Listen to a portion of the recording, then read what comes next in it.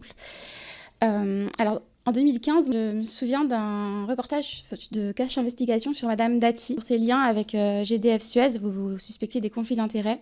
Et une séquence en particulier m'avait frappée, une séquence qui, à mon avis, était assez symptomatique de la façon dont Madame Dati traite les journalistes. Je me souviens d'insultes prononcées à votre rencontre face caméra. Elle avait parlé de questions à la con, elle vous avait qualifié de pauvre fille, elle avait qualifié votre carrière de pathétique.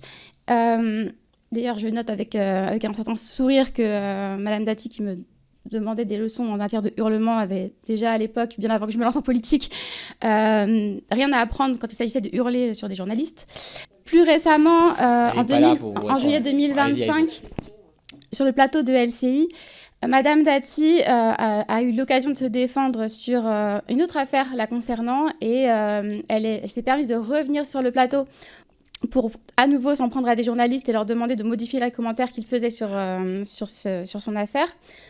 Au vu de ces différentes situations, Madame Lucet, dont vous avez été vous-même victime, que pensez-vous en tant que journaliste du fait qu'elle ait été nommée ministre de la Culture et qu'elle soit focalisée depuis sur une réforme de l'audiovisuel public? Vous parlez tout à l'heure de la question des pressions économiques, au-delà même des pressions politiques, et c'est aussi en ce sens-là que je vous pose la question. En ce qui nous concerne, quelle que soit la personnalité politique, moi j'ai une religion assez simple, c'est-à-dire qu'on fait notre travail, juste notre travail, que notre travail. Je ne petit déjeune, bois un café ou ne dîne jamais avec des hommes ou des femmes politiques, ni avec des chefs d'entreprise sur lesquels on peut enquêter. Mais une fois que nos enquêtes sont mises à l'antenne, je m'interdis de donner quelque avis que ce soit sur un homme ou une femme politique. Je n'ai pas d'avis à donner sur un homme ou une femme politique. Mon avis n'a aucun intérêt. Je n'ai qu'une carte. C'est une carte de presse, c'est la numéro 55-246.